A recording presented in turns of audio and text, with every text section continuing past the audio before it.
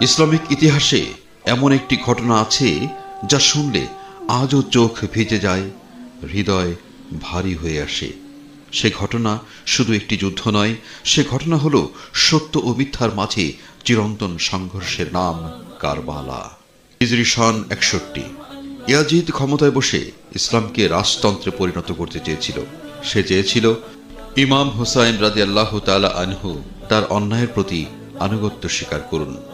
কিন্তু হুসাইন বলেছিলেন, অন্যায়ের সঙ্গে আপোষ করা আমার রক্তে নেই। কারবালার মরুভূমিতে মাত্র ৭২ জন সাথী নিয়ে দাঁড়িয়েছিলেন ইমাম হুসাইন রাদিয়াল্লাহু তাআলা আনহু, অথচ বিপরীতে ছিল ৭,০০০ সৈন্য।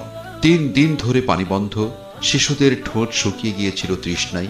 ৬ মাসের শিশু হযরত আলী আসগর রাদিয়াল্লাহু তাআলাকে কোলে নিয়ে হুসাইন রাদিয়াল্লাহু তাআলা আনহু শুধু এক ফোঁটা পানির আবেদন করেছিলেন। উত্তরে এসেছিল তীর।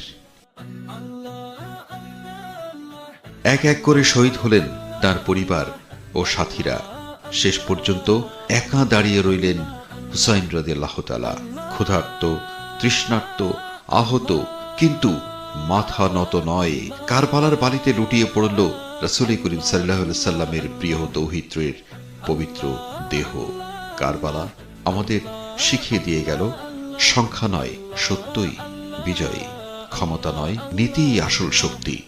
হুসাইন রাদিয়াল্লাহু তাআলা হারেননি, তিনি আমাদের শিখিয়ে দিয়ে গেছেন অন্যায়ের সামনে মাথা নত না করার ইতিহাস। বন্ধুরা, আজও কারবালা বলে, সত্যের পথে থাকলে পরাজয় বলে কিছু নেই। ভিডিওটি ভালো লাগলে শেয়ার করে এবং চ্যানেলটিকে সাবস্ক্রাইব করে আমার পাশে থাকবেন। ধন্যবাদ।